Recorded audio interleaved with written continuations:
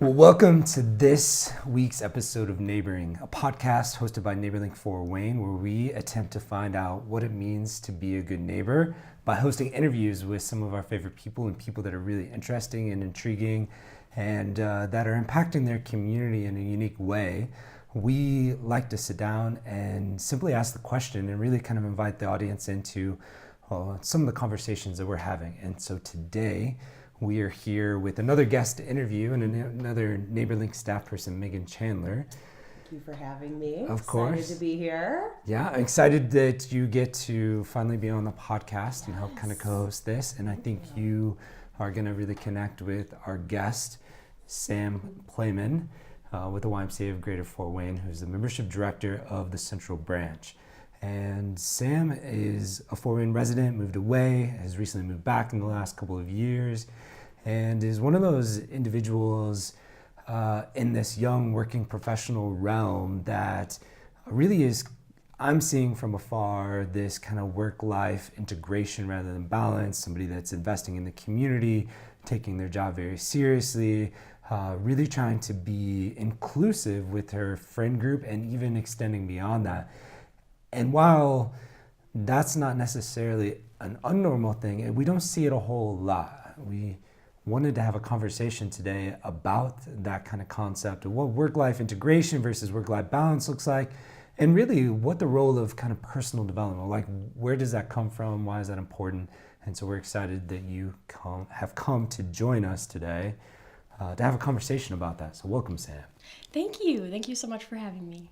So Sam, introduce yourself a little bit more than what I've just done, and tell us about your role at the Y and how you even got there. I don't think I even know how you ended up working for the YMCA, because this is not your first time working with a YMCA, right? No, it's not. I have worked for the Y. This is my 7th year, and I started at the YMCA in a very part-time role at the Parkview Family YMCA. It was a time in my life that was extraordinarily difficult. Pretty much everything I knew that was safe and family to me no longer existed. And I was kind of on my own. And not to go into that, but I would go to the Y to run in the winter on the treadmills and on the track. And that was just time that I had that was peaceful and was safe. And I got to know some of the staff members there, and so I got a part-time job. I was in college and working retail and doing a whole bunch of things to make ends meet, and when I was at the Y, I knew it was meaningful work. So in college, I was studying education and decided to go a totally different route so that I could be a director in the nonprofit world, and kept working my way up through the Y. I've worked in various roles at the Metropolitan Office in administrative work. And then one day I decided I wanted to move to Asheville, North Carolina. So I got a job there at the YMCA as a member engagement manager, packed up my bag. 2 weeks later, they offered me the job and I moved. I didn't know a soul, but it was the best thing I've ever done. I grew so much personally, professionally. I met my husband. I dragged him back to Fort Wayne, and here we are. And now I have my dream job as the membership director at the Central Branch YMCA. Why is a membership director kind of your dream job? What do you do as a membership director at the YMCA? Obviously, most people know YMCAs as a fitness center. It's far more than that. Would love to hear your take on that, but what is so exciting about being a membership director? The title membership director, you're right, it's not very exciting, but I do so much more. I wear a lot of different hats. I'm actually probably more like a professional cheerleader. So I get to coach and uplift so many staff members. I oversee about 40 people in my current role, managers on duty, member services representatives, people who are the face of the Y and are responsible for that wonderful experience, engaging in relationship building. And so that's on me to ensure that they understand the mission of the Y, which is to put Christian principles into practice through programs and services that build a healthy spirit, mind, and body for all people. And at the Central Branch YMCA downtown, we are an incredibly diverse community. And that's why it's my dream job, because the Y is great no matter where you are. But at Central, we see so many walks of life, so many people who may or may not be different than you, look different than you, whether you're homeless or, a lawyer downtown. Everyone comes to the Y to be the best version of themselves. And so it's a wonderful thing. In terms of having that perspective, do you feel like you've always had a perspective of inclusivity, seeing individuals as all different, unique? I imagine people walking in and out of the YMCA, there are some that are super friendly, some are outgoing, easier to get to know. I'm sure there's a lot of people that just kind of walk in and just kind of like go straight to the treadmill and just kind of head down, kind of go in a realm of not being seen. It takes a special individual, I think, to have an awareness of those coming in, and not just necessarily having awareness, but an intentionality to try to be aware. Has that always been something that you've kind of valued, or were there some lessons in your own life that kind of opened your eyes to that? And has that been something you've been developing over time, or is that something you've kind of always had? That is a very good question. Before I worked at the Y, I've always been, more of an outgoing person. I love to get to know people, but it wasn't until I worked at the Y that I realized the importance of awareness and of fostering a welcoming environment. It's so much different to work at a place like I do and, someone scans their card and you don't say anything. Or you just say hello, but really opening yourself up to ask open-ended questions and to get to know people, that has touched me and changed me more than it may have changed the members that we're engaging with. And so, being the director and overseeing staff and helping them understand what it means to be aware and to put yourself out there to establish relationships, we see that we are not only changing lives, but our lives are being changed. And spreading that impact and awareness is something that I haven't always had, but have definitely developed over time. Yeah, it's meaningful, and it's something that I'm at the Y, and there's some days where I just take a step back and I'm like, oh my gosh, like this is crazy real. There's so many people at this Y that if we weren't here, they wouldn't have family, people to talk to. We become people's family. And that's a large responsibility to have. And we don't have to do anything about it, but we do just by being there and showing up. Yeah, but you mentioned there's like a level of intentionality there. There's an awareness. There's one of developing an awareness that these aren't just members coming in and out. They could be more. They are individuals that have a story and an intentionality. We often the experience at NeighborLink that we often talk about is as volunteers get involved and the more that you kind of uncover various things. So if I'm going and mowing grass in a particular neighborhood for a homeowner, I begin to ask kind of the questions of like, why is this person not able to mow their grass, or why isn't a neighbor? So these are the kind of the questions that come up when we start to become aware of things. And then, it's really our responsibility to kind of push into those and ask those questions. And it sounds like that's a very similar case. But it takes some development and some intentionality and awareness. I think we find a lot of folks I think those questions come natural to us.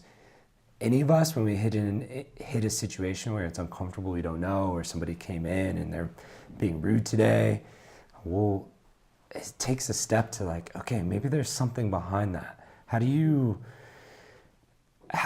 Is there a particular story that comes to mind where you may have read a situation on the surface one way, but through intentional kind of questioning, you've discovered something else and that's kind of maybe opened up to a different relationship?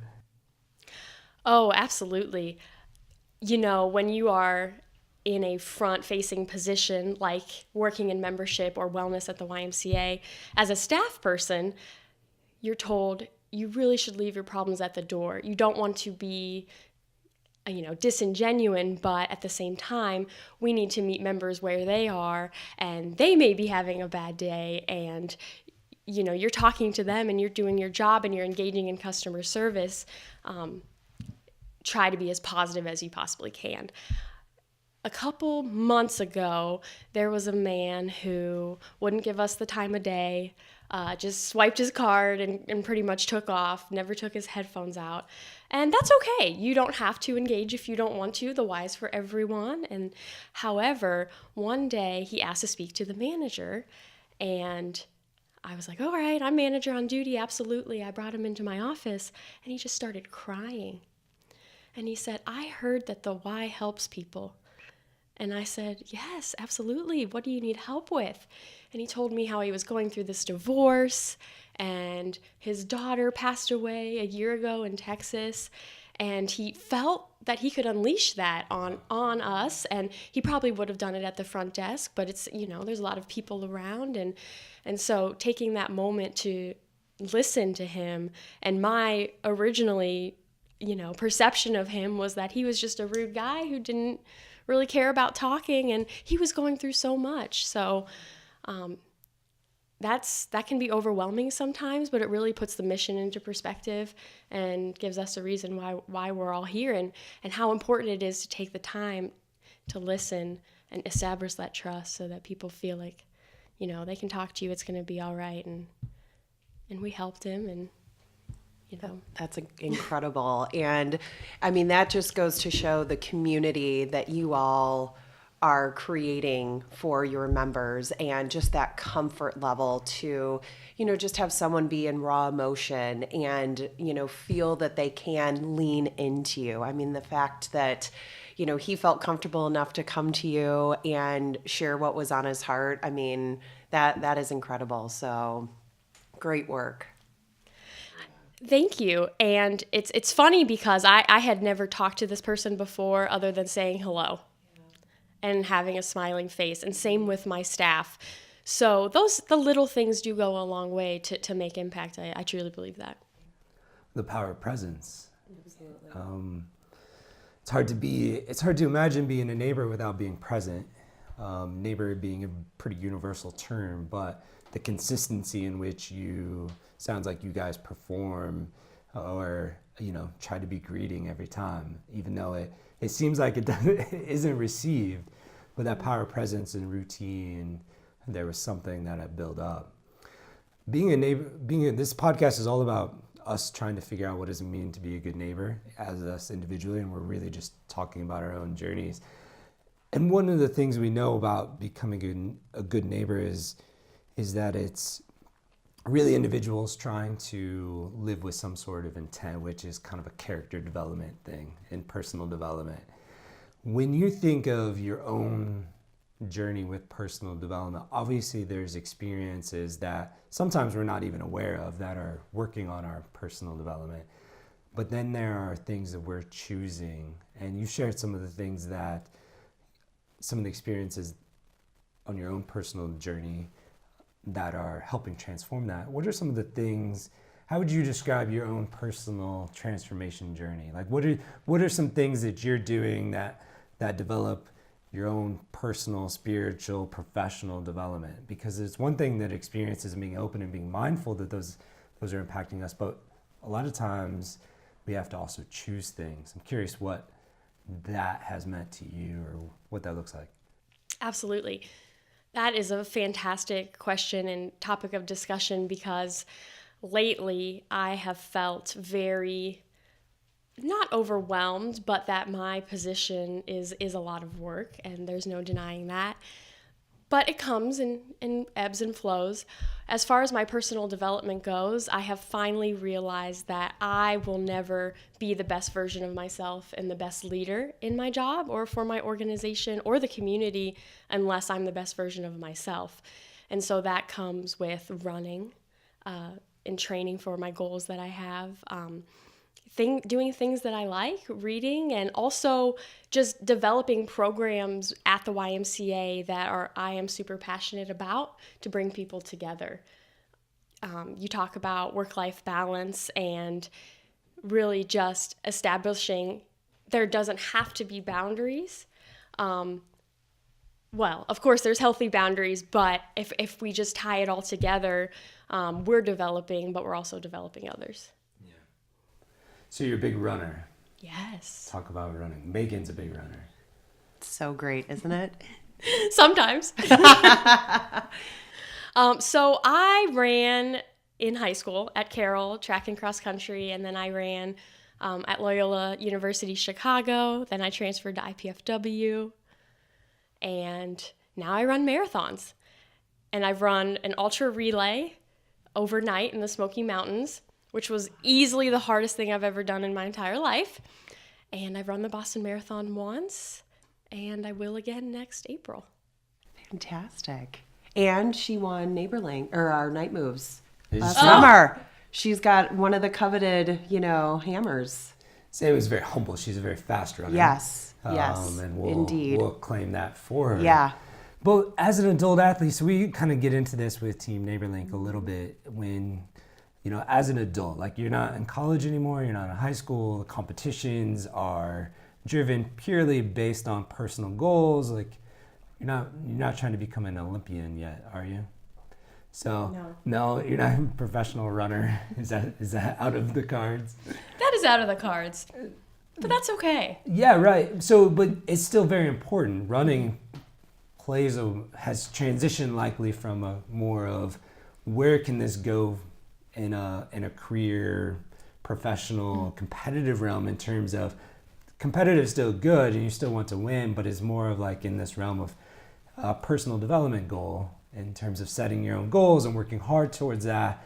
In what ways has, say, running and committing to running and setting those goals helped you with your personal development in maybe other ways?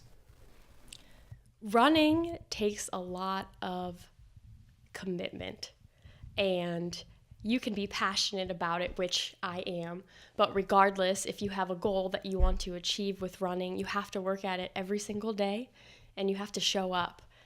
And that has taught me a lot about myself personally and professionally, to stay focused, to stay driven, and really just work hard, show up, and the rest will take place. I think that translates a lot into my work at the YMCA. I have to be just as dedicated and just as committed as I am when I train for a marathon. If you don't run the 20-mile long runs, you're not going to complete the race. And so, at the Y, whether it's program development, hiring, training, whatever it may be, there's a lot to it. And running has taught me to stay focused and stay dedicated and really just discipline. Yeah.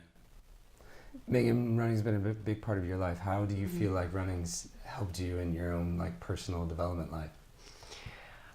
Well, how's it challenging you? Sure. Well, growing up running, I started when I was young. I wanted to do road races with my mom because that's what she was doing. And so for me, it kind of started as, a way for our family to, be together and experience time together in a real healthy fashion. And so just, growing up with a very active family, it just ingrained in me, as Sam was saying, just the commitment and the dedication. And so that's kind of how my passion grew for the sport. And, with running and, trying so hard, you always just want to push yourself to see, can I get a little bit faster? Can I, what is that next level I can get to? And sometimes I succeeded and sometimes I failed. So that kind of taught me some things work and some things don't. And this is kind of how we shift things. And I've been able to then parallel that to other things, whether, it was going through college or going through, various jobs. So, just staying committed and staying dedicated and figuring out the right equation for you at that point in your life. Yeah, running is really hard, and it's kind of fun to do hard things. Yeah. And it gives you a sense of, wow, I'm tough and I'm strong, and this is a sense of accomplishment, and it's kind of fun. I think it's important to commit to hard things. Yeah, absolutely. And why not learn how to commit to hard things and things that you enjoy first? If you're scared to commit to hard things in your work life, like taking a position that you don't know that you feel like you're qualified, or like jumping from one job to another, or signing up for some board level involvement or committee, or even starting something new that you feel led to, why not start with something that you're in the realm of comfort? Like, I signed up for a 40-mile ultra marathon. I'm not a runner.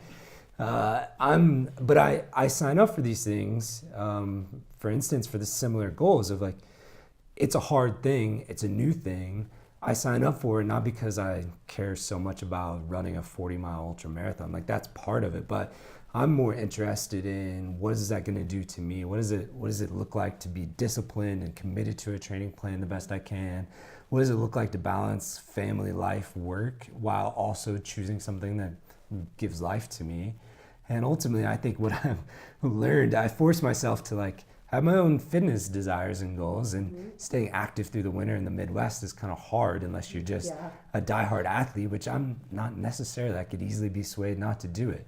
So signing up for an ultra marathon that forces me outside to run through the winter is, I'm learning that like we all have this kind of grit scale. There's a great book called Grit that's really relevant to this idea of we all need to practice, and it's developed to stay committed to the hard things, and showing up in 16-degree weather and icy roads and running 20 miles in the dark by yourself. That's important. Those are good character traits. And so we talk about it running and use running as an avenue, but it's something that we enjoy. And I think that's a good lesson for anyone, whether it's biking, athletics, or whether it's a completely different hobby. Using our hobbies as a way to grow professionally and personally is really important, but to wear and be intentional of it is a big difference. Absolutely. And I would also say one of my favorite things about running and, now cycling and doing other things, the community that is wrapped around this. I mean, I love nothing more than meeting someone who's about to go through their first marathon. It's so much fun to just hear about what got them into it and how their journey's been, and, any pieces of advice that, if it was my first one again, what would I appreciate hearing from someone? And, it's really that, intentionality, as you mentioned, and the community that, is really wrapped around these sports it's just fun to all be together and adults doing it and living in that community together. Well, that's a good segue into where I want to transition the conversation more on this idea of work-life balance. A lot of research, a lot of conversations around how do you keep home life sacred, how do you keep work life sacred, revolves around in this work-life balance. And while that is true, we have to find balance. I often find that at least in my journey, that it falls flat. And I find that true in other people. And a different way to think about it that I've been really processing the last decade is this idea of work-life integration. And we're fortunate enough to sit around this table because of the types of positions that we hold to fully embrace kind of this work-life integration. And by that, I mean, like, how does work, life, purpose, vocation, all of that intercede? Because it does no matter what.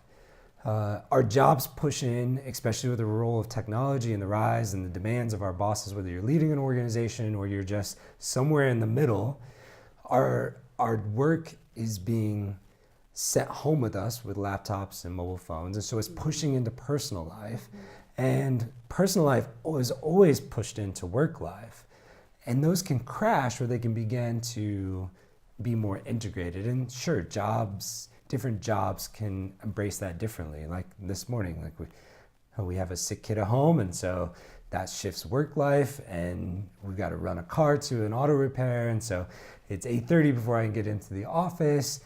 And we've had other sick kids in previous weeks because it's the middle of winter, and so I'm working from home, or I'm working late. And so that aspect of how work-life balance is a little bit easier to see. But the work-life integration aspect that's really interesting that I see in both of you, and especially starting to see in Sam, is that when work and life start intertwining and extracurricular and life decisions, that's where things really start getting interesting to me. When people start choosing where they live differently, they're saying proximity matters, that to where I buy a house matters as much as the type of house or what school it's next to. When people start integrating their work or their mission or their passions into their hobbies, like when you start wearing a running shirt that has some sort of cause on it, that's where things start integrating. And Sam, I've seen in the last years, we've gotten to know each other, like your social circle, the way that you integrate some of your work philosophies and your inclusive kind of lifestyle in terms of the way you're welcoming and the YMCA into you and your pals are going to the park to play soccer and have dinner, and the way you use your network to invite people in, to that's really interesting. So I wanted to transition the conversation towards this and hear from your perspective whether that was intentional or how you wrestle with that, or like what are you seeing in culture that says that that's a better way to live than not? That specific example you gave of the soccer parties, so we met in Moody Park, there were tacos, there was soccer, and these games got pretty intense.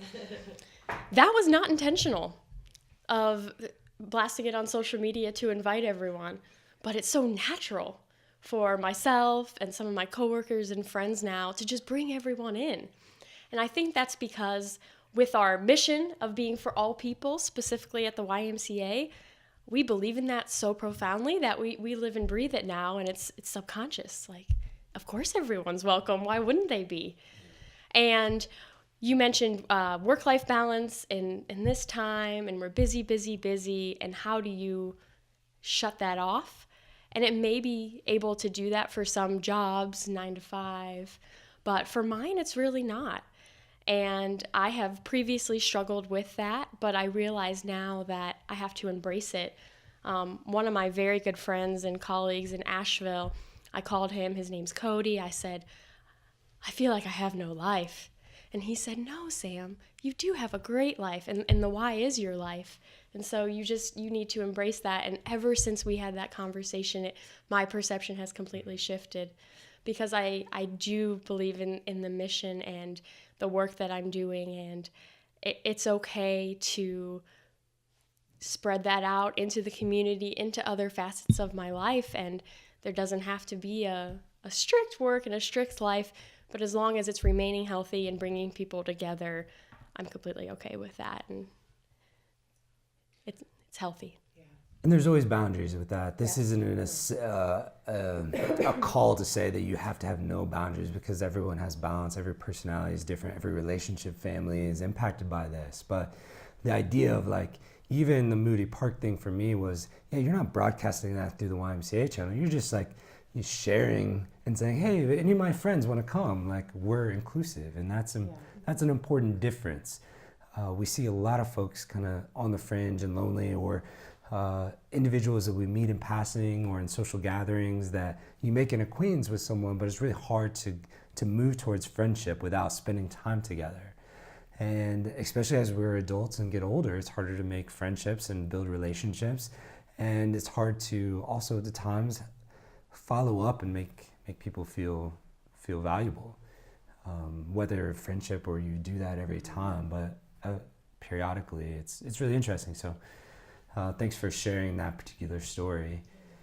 Yeah, absolutely. I know myself and other people, we made a lot of new friends over the summer, and so I'm really excited to bring that back. How does that shape your perspective on community?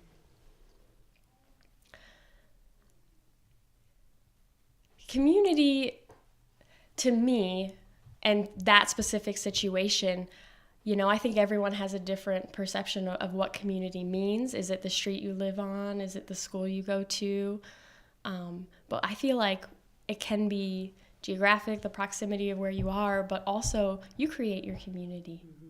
And in that situation, we brought people together and we opened the opportunity to join us and to spread, having fun, being active, getting to know others, not staying at home on Instagram on your couch, which is fun and we all do it, but really, there's so much more. And so I think community can be created as long as it's intentional, and sometimes it's not, and that's okay. But bringing people together is what creates community. Yeah.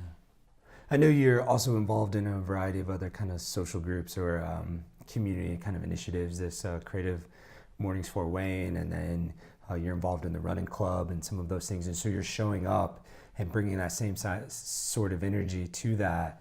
What is the role of individuals, and or how have you seen kind of your impact in that, or seen how it changes, like when you start showing up for these things that, often we can sit around the table and say we want to do something, or I wish somebody would do something, but the difference between when it shows up and how that actually impacts not only what we want to have happen because it helps create it, but also how that transforms you. Absolutely. With Creative Mornings, for example, that is a free lecture breakfast series the second Friday of every month. And I almost didn't go because I'm not creative. And that's what I thought in my head. But with personal development, I wanted to challenge myself to get involved in, professional and fun opportunities this year that would help me grow as a person. And eventually I could take new skills back to the YMCA. And I'm so glad that I put myself out there just to show up. I went to the first lecture and I loved it. And then I eventually found myself on the volunteer team. So I think the first thing is just to show up and to be yourself. And it's okay to put yourself in uncomfortable situations because you never know what will happen. And your impact can be so much greater than you think. Give us all an encouragement. If you were sitting with a group of friends or could empower our kind of generation, or really anyone that's listening to this that has been sitting on the fence or sitting around the table saying, man, I really want to do that, or that would be really cool, or if somebody should do something about that, what's kind of the encouragement that you would give to them? My encouragement, it's okay to be brave, and it's also okay to be scared. And you will find that you are growing so much as an individual if you just put yourself out there. And the scary is okay, and that's where some great things happen. So my advice is to find out what you believe in, what your values are, what your goals are, and just go for it. Have a plan. And people want to help. I think with work and life, we get very stressed and we feel like we have to do everything. But you have good people that surround you, and it's okay to ask for that help and form a team. Because you can do great things. You just have to believe in yourself. Great, thank you for that. And leaders out there that are part of these groups, don't be afraid to ask people directly to participate. So much is driven by social influence, and people want to help, to your point. Like there's a great book out there called Reinforcements. It's about just the power of asking for help. And it breaks down so many myths about what you think people will say yes to and what they won't. And so the power of just asking is so important. As we try to wrap up here, Sam, would love to know your take on what does it mean to be a good neighbor? I think being a good neighbor is slowing down. It is being available and getting to know people, meeting people where they are. We so often have these perceptions and biases, but really putting those aside and challenging yourself to get to know others, specifically others who are unlike you. When you do that, you are a good neighbor because you can find out what needs are in your community and start to meet those needs. And I think that by doing that, you're not only going to help people, but you're really going to develop and change yourself for the better. Man, that's so good. I think you're the first one that says slowing down as being a good neighbor is a vital way. Yeah, I had a situation actually this week where I did not slow down. I was running, and my neighbor across the street, she's a wonderful 75-year-old woman, was like, "Hey, hey, come here, and flagged me down. And, I got to be honest, I didn't want to stop, but I did. And I'm so glad. I had the best conversation ever with her. My husband and I are going to help them landscape this summer. It's going to be awesome. That's so great. Well, we're going to have to follow up on those stories. Sam. Absolutely. Yeah, I'll let you know. Yeah. Well, thanks for joining us on the Neighboring Podcast. Thanks for sharing a bit of your story and introducing yourself to the greater world and the neighboring realm. Like I've said, I've really appreciated it from afar. So I'm encouraged, feel affirmed that whatever choices you feel like you're making or not making, they're heading in the right direction, and you're doing good work. So Thank you. Thanks for tuning in on this episode of Neighboring. We'll be back again next week as we continue to learn what does it mean to be a good neighbor and try to learn what makes healthy neighborhoods healthy and healthy communities healthy. Thanks.